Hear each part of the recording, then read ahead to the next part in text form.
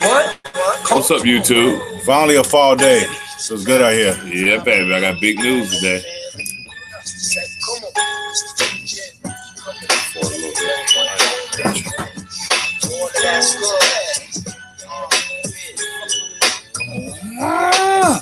Oh, Facebook, YouTube world. Good morning. Let that rock. People shorty as she's walking to the train. I tap her on the shoulders. Excuse me, miss, but can I get your name? She said, my name is Renee. I said, I got a whole lot to say. So may I walk you to your subway? She said, if you want. So what's up, y'all? This is Homeboy Fishing. Chocolate Hefe with football. With a little dab of fishing. Week 6 of the NFL. Big things, big happenings. And we're going to give you our fix on how we interpret the NFL. Break it down, Chocolate Hefe. Hey, check this out, folks. Let me turn the music on. That's our old, hey, this is that old school Lost Boys Renee. Yeah. Still rocks to this day. Hey, real quick, just want to let you guys know it's our first fall day. It is absolutely stunning outside. So if you got any kids that have been begging to go outside and throw the football or anything else going on like that, get it in. Get it in. Oh, what's that? Oh, fishing. It's that crapper season, right? Yeah. Hey, check this out. Last week, our show was hijacked by JJ. Jerome You need to lock your door, man. I know. He broke in there. 8 tracks everywhere. 8 tracks. You got 45s. You got doobies. Smelling like Brute 33. Old English. You know what the deal.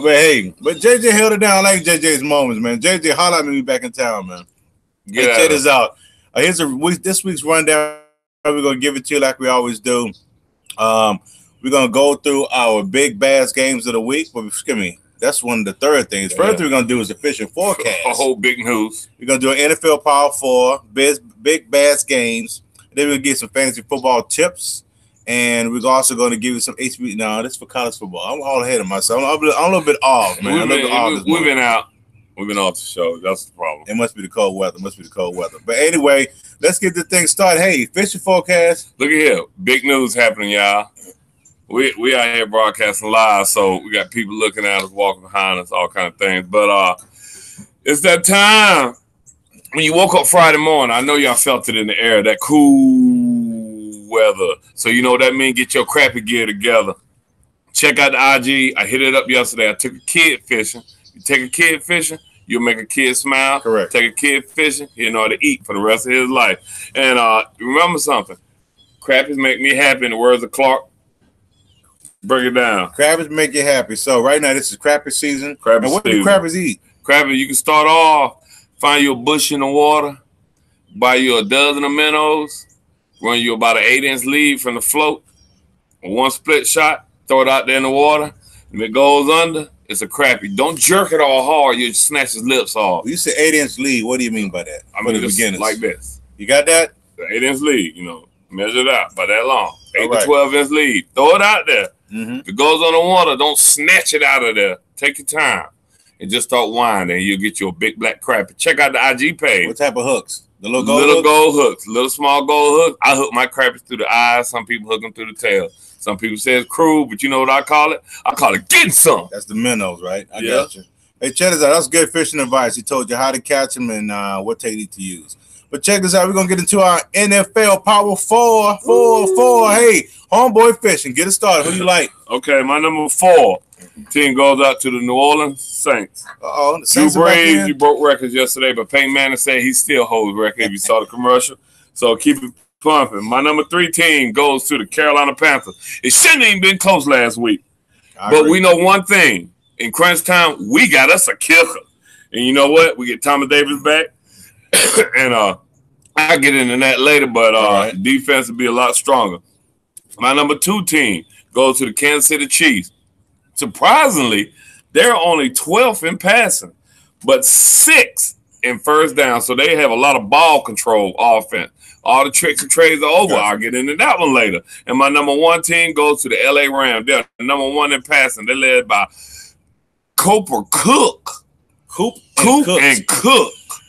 And, they're going to be hard to start. I mean, I don't know. If you got Coop on your fantasy league football team, ooh, yeah, he's quiet, kept kicking it, bro. Hey, yeah, but your top four, those are solid, man. Those are solid top four. Hey, my top four is like this. Number 4 I got is the New Orleans. Excuse me. Number 4 is the Carolina Panthers.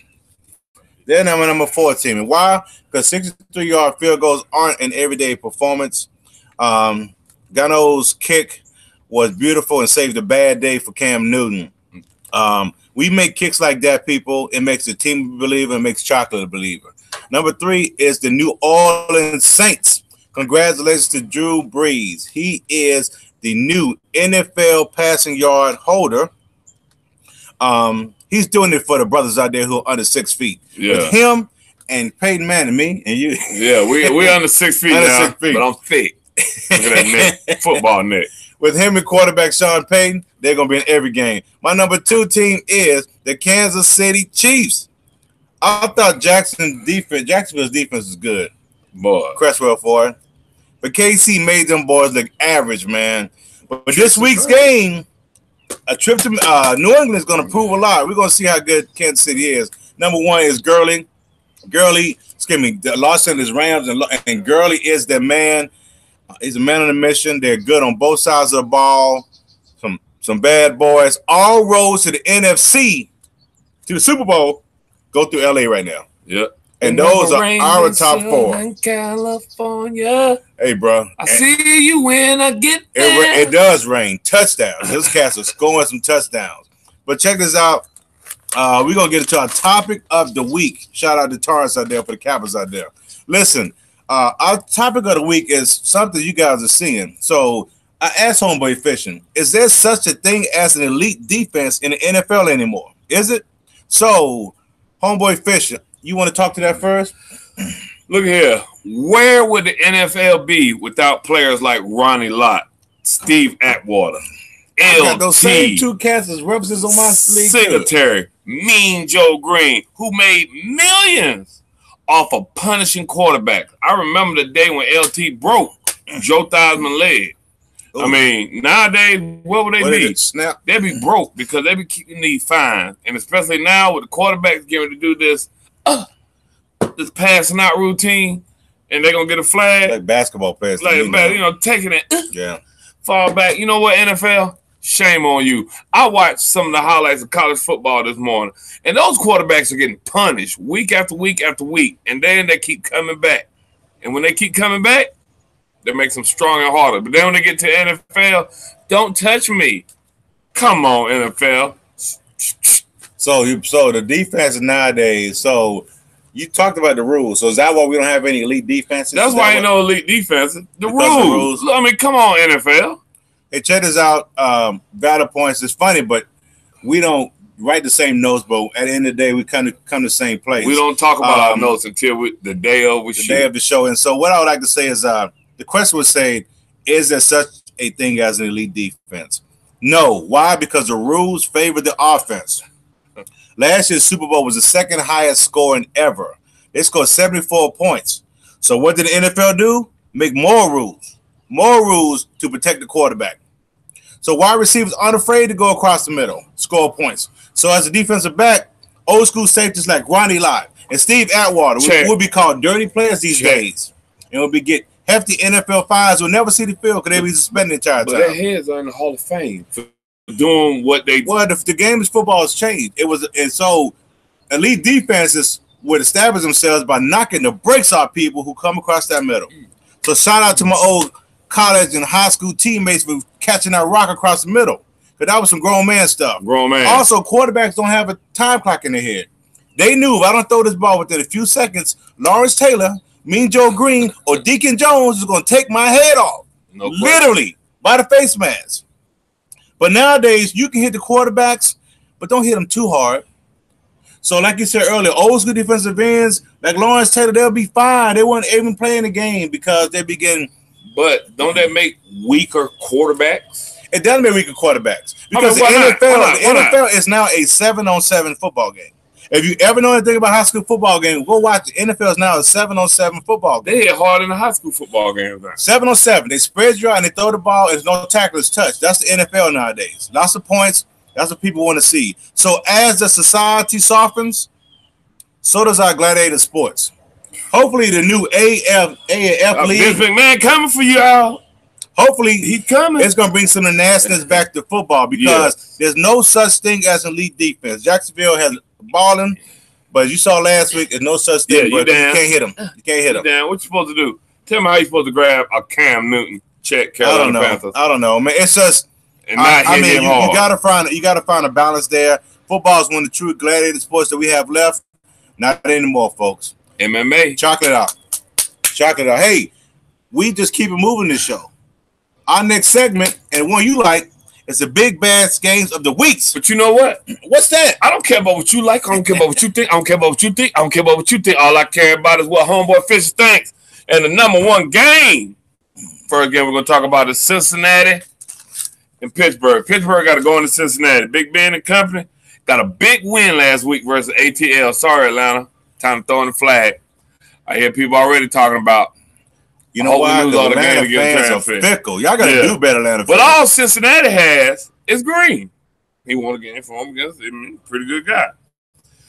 And Pittsburgh has a Green from South Carolina. Greenwood, South Carolina, y'all. We put our players. Carolina. We put our players ballers. So we know about. He was going across the middle back in. Woo! He played Big 16 ball. Nah, he went to Greenwood High School. No. He went to Somerville? Somerville. Oh, yeah, he went to Somerville. Being coach Livingstone College went to Greenwood. Yeah. Shout out Livingstone. But, you know, Pittsburgh got the Terminator on that team, James Conner. Ooh, yeah. I like him. I like him, too. He's a hard-knock player. He went over adversity. Remember, he had Hodgkin's lymphoma. That's right. In Pittsburgh. He fought through there, put his weight back on, and was drafted. Hey, so y'all don't have to Google that. That's a form of cancer. Yeah. For some of our slower fans. Keep going. Yeah. And Antonio Brown, he's still putting up numbers. He's getting target over 80% of the time. So those two, because all Cincinnati got is Green, and they shut down Atlanta offense, they can shut down Cincinnati offense. Steelers by 7. T. Willie, that's for you. Steelers win today. Oh, Steelers. Shout out to T. Willie. Steeler fan. Shout out to Sterling Taylor, Steeler fan. Leslie Dabbler, my brother, Steeler fan. Y'all will win today. But that was homeboy Finch's opinion. Number one. This Chocolate Hefe's opinion. Steelers at the Bengals. I like the Steelers in this one. Let the Hefe tell you why. Pittsburgh owns Cincinnati. Own them. Over the last 5 years, the last 10 games, Cincinnati has only won once. Doesn't mean they hook them. So let me say this. If Cincinnati happens to pull off the upset, they will win the division. You hear me? They'll win the division. But that's not going to happen. Pittsburgh Steelers by 7 on the road. We don't even talk about these notes. We got the same. Because you know football. Yeah. We're trying to help you out. Yeah. Next game, Panthers. Our Carolina Panthers at those Washington Redskins that just took a butt whipping on Monday. Homeboy Fisher. Shout out, salute to Thomas Davis. He is returning this week, and we will need him. It will be that old school versus new school. Thomas Davis versus Adrian Peterson. Or will it be Cam Newton versus Josh Norman? We never know because you know what? Josh Norman, you was benched last week for getting burnt. Ooh. Your foot speed is not the same and you're not all the way. In Carolina, we got some Johnny Blaze out there. Who you cover, John? Who you cover, Josh? We have no idea who you cover, but whoever you covering, Josh, you'll get burnt. Because you know why? You're getting old, son. The game is turning.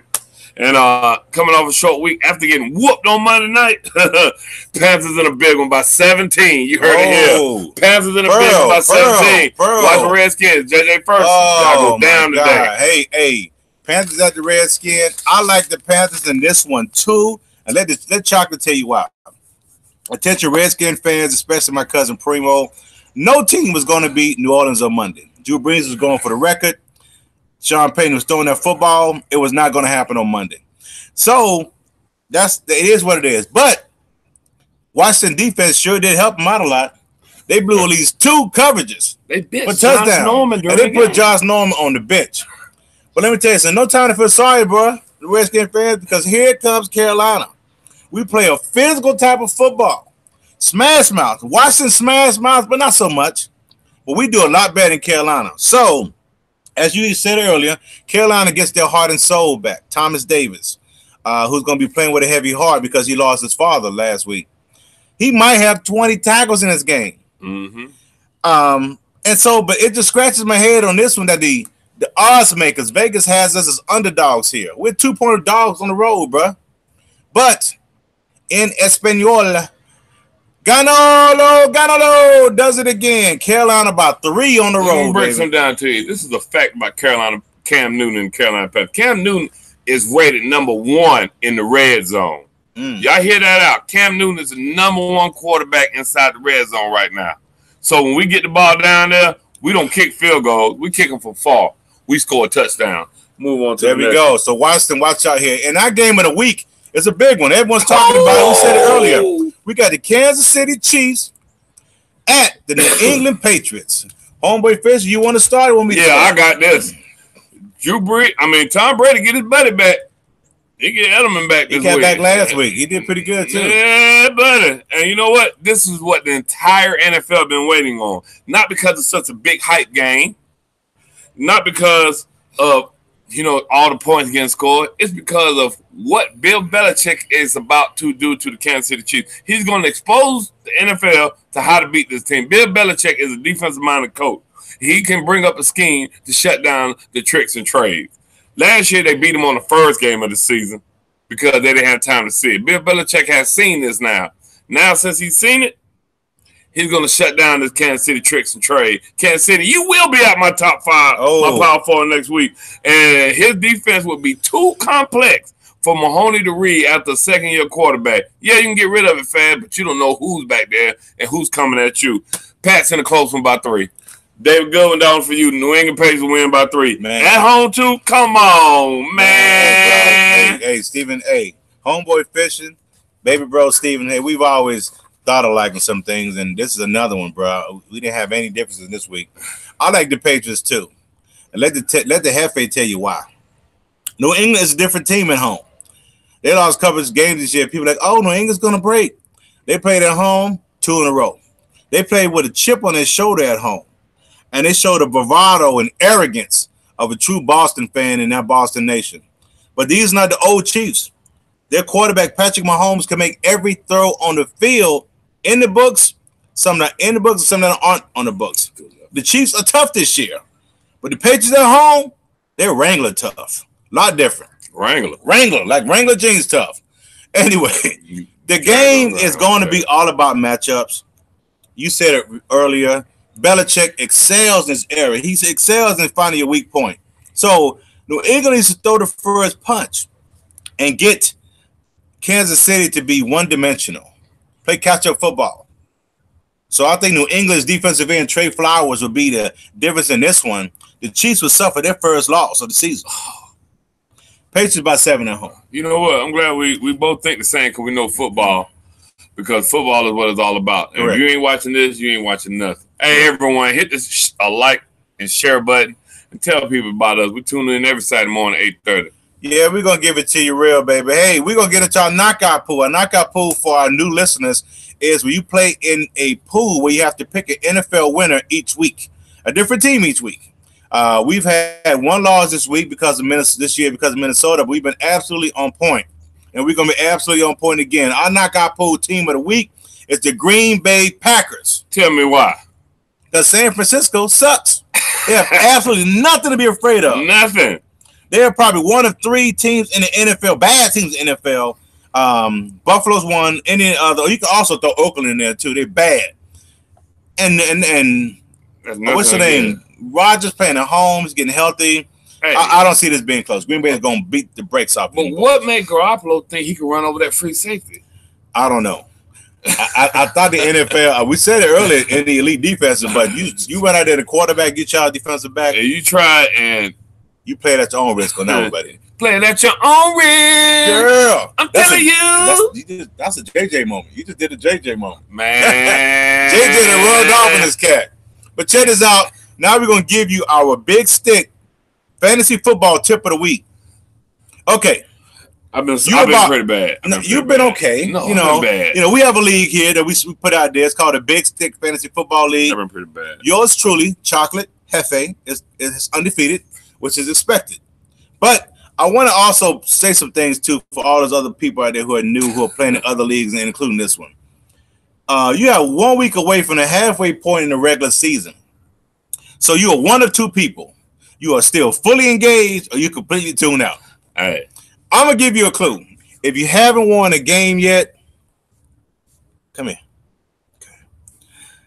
It's probably over. I won one though. Hey, don't count me out. I won one. But you still playing an important role.